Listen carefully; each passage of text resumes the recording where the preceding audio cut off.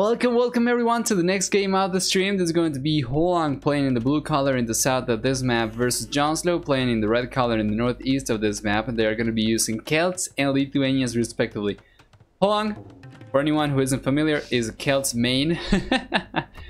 It's actually one of the few players to only use a handful of civilizations, or at least the same civilization in the same map all the time. He's going to go for Celts and Gold Rush or Golden Pit. He doesn't really care about anything else. And the reason to do that lies in the civilization bonuses. So let's start with HOANG's civ.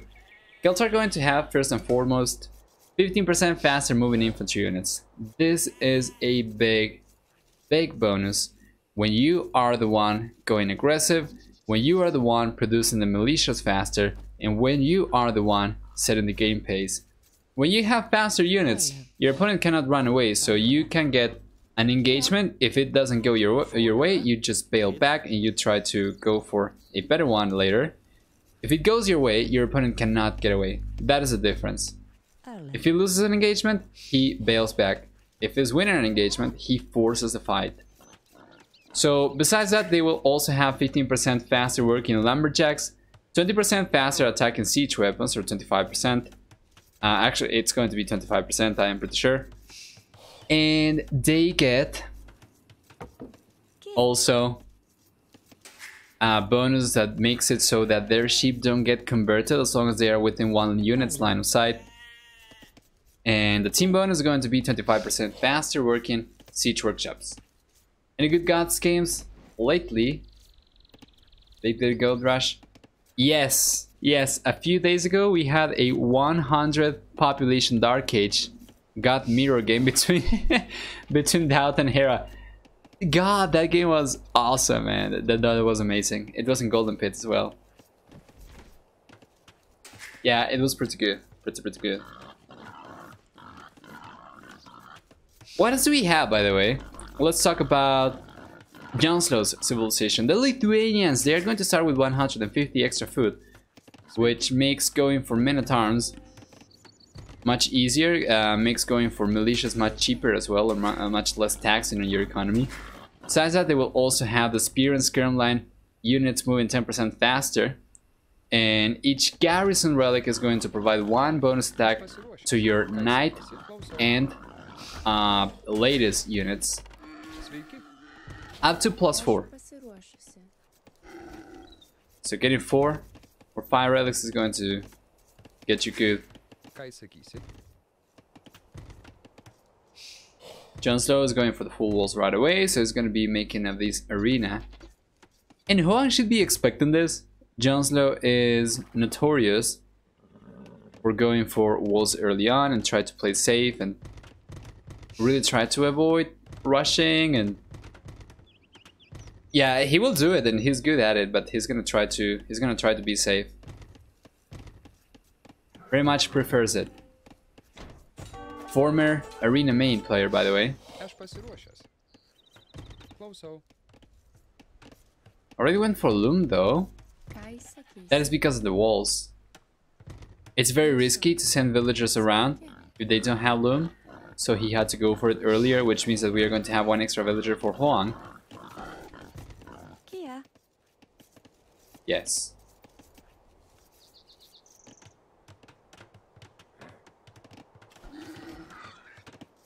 And there we go. He's completely wall right now. There was 1, 2, 3 villagers. I am sure at one point it was 4.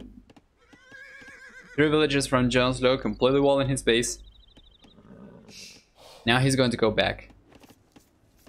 HOANG, on the other hand, is going to be playing open and doesn't seem to be going for militias just yet, which is the trademark HOANG move. What is he going to do if he doesn't do it? He already knows about the wall, so it's basically wasting resources to go for militias. You can try to go for the village at a reasonable time and then go forward and try to push with towers, and then probably men-at-arms. But I think he's probably going to try to go for fast castle himself. Right now he's given 8 villagers at a time, so that is probably going to be the case. JonSlow on the other hand, going to be on 21 villagers. Keep in mind though, HOANG, because he knows that JonSlow is going to be playing defensive, he doesn't have to go for Loom yet. Because JonSlow's scout is not going to be taking any exposed villagers. Like, there are no isolated villagers around here. Besides that, he's not going to be spending resources walling himself in, because he knows that JonSlow is very unlikely to rush. So his economy is actually going to be looking very good. JonSlow is going up right now on 24 villagers, and he's going to try to go for fast castle and a very, very tight villager count. Remember, Lithuanians start with 150 extra food, so that is going to make it easier for them.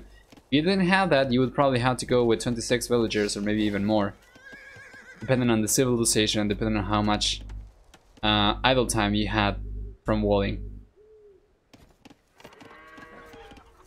HOANG on the other hand is going for the walls right now, but he's going up to the fuel age with 2 extra villagers when compared to JonSlow. This map generation, by the way, it's actually not that bad for HOANG. He's going to have 1 gold kind of forward, but the other gold is going to be on the back, so quite good. Then JonSlow is going to have both golds inside, if I am not mistaken. Oh, not really, not really. He's going to have 1 gold inside, the other gold is going to be exposed. He's going to have 1 stone inside, the other stone is going to be exposed, and over here, HOANG is going to have 1 stone inside. I'm assuming he's going to be walling around this. And then the other stone is probably going to be inside as well. He's going to be using only 1 villager to wall this.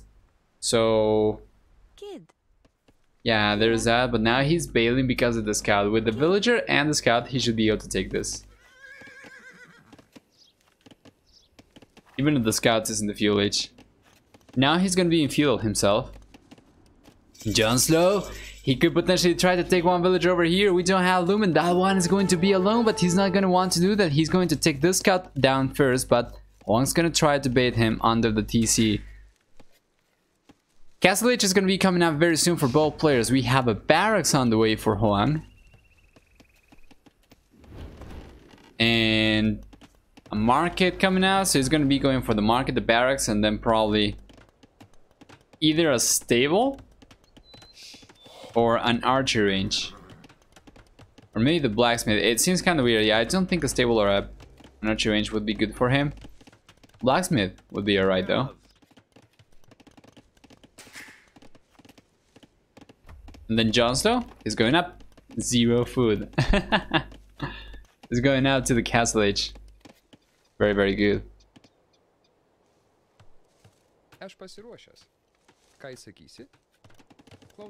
Stable actually coming up. That's an interesting building choice. You're gonna want to go for cavalry versus Lithuanians. I don't know about that, man. They're going to have faster spearmen. They are also going to have extremely good cavalry themselves.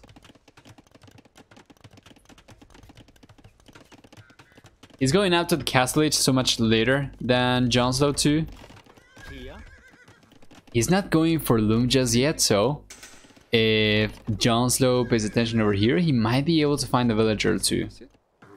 Let's see. Yeah, that scout's doomed right now. HOANG went for another one. Interesting that he uses the stone as part of the walls. He doesn't have to. He actually would be much better off going for the full walls like this. He would be spending only 3 extra tiles worth of resources, but that is not too much. By the way, the palisade cost, it got changed a few times throughout the years. Right now it's, yeah, staying at 2 wood, so that will only be 6 wood, extra wood for him to wall and secure the stone, but I guess it's fine. JonSlow, if he could save that scout, that'd be amazing, so that he would be able to auto scout afterwards. And here it comes. We have 1 spearman over there. The spearman is actually going to be blocking the scout, and he ends up taking HOANG's, but loses his own in the process. Now JonSlow is coming forward. He's already in the castle age, and he's going to drop a 4 monastery. It's going to be Monastery in Siege? I don't think so. It actually will. Yeah, it's going to be monks in siege. JonSlow is gonna end up taking these scouts down. He's got 2 villagers to work with, but he's not paying that much attention. He was paying attention over here where he was trying to get the hill advantage versus HOANG's unit. He ends up taking a loss, so there's going to be only 1 villager left for JonSlow to work with, and we are going to have a knight from HOANG.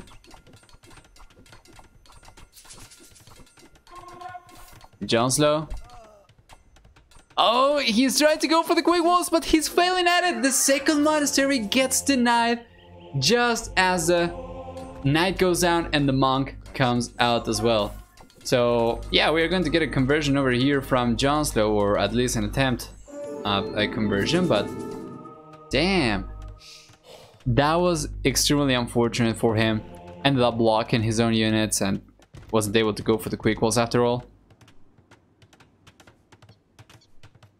HOANG now is going to have his own monks. Celt monks are awful though. They are awful.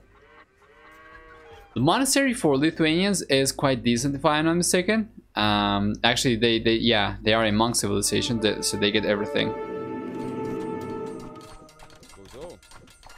So yeah, monks and siege will be alright. Monks are going to be definitely superior than Celts.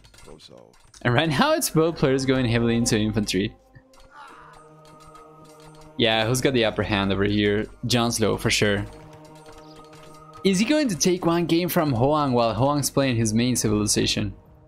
It seems like he will. HOANG's going for knights, but the knights are not going to do anything against the monks, of course. Now workshop coming up. He's playing Lithuanians as if they were Aztecs.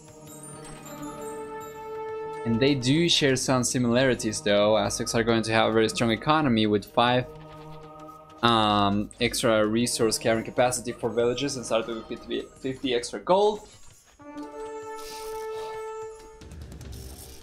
While Lithuanians are not going to have that kind of eco bonus, but they are going to start with 150 extra food, so it's going to be easier for them to go out to the castle H2. Even on 24 villagers. Third monastery on the way. JonSlow is going to be kind of housed though. Right now HOANG is not going to be housed, but the population is still going to be higher for the red player. Keep in mind that he got housed from the conversions. Now we have Fervor and Sanctity coming out for JonSlow. He already had Atonement, so he was able to convert the monk from HOANG. And HOANG does not get... He doesn't get Redemption, he doesn't get Atonement either. He's not going to be able to convert monks, he's not going to be able to convert siege.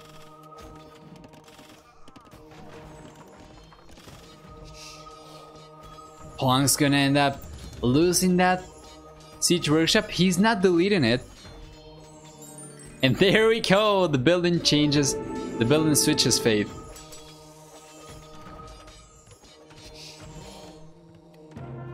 There we go, GG. Holy crap, that was a very strong Lithuanian monk push from JonSlow, and this is how you play Lithuanians Aztec style in Golden Pit.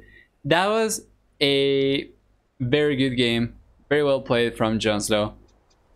It's kind of rewarding a little bit for the red player. After all, HOANG was kind of not respecting him enough, in my opinion. Like, not really going for walls, playing extremely open. Super greedy, not going for loom even until the castle age. No, he didn't ever got loom. Because he didn't trust JonSlow was going to have the skills to take a single villager down. And in the end, JonSlow comes forward, brings the monks out, and manhandles him. So, for sure, JonSlow is going to be taking those points. Let's go back and let's see where they are in the ladder. After taking a look at the military count, it's going to be a KD of 3-1 in favor of JonSlow. It's going to be also larger army for him of 12, larger army count for him of 12 versus 9. Economy is going to be a little bit better for HOANG. Yeah, Yeah, actually quite a bit better for HOANG. JonSlow only managed to get more gold as he was going heavily into monks. And that's it. U-Leech, Castle Leech. Faster for JonSlow, Villager high, higher for HOANG. Not really able to do too much with it. That's it.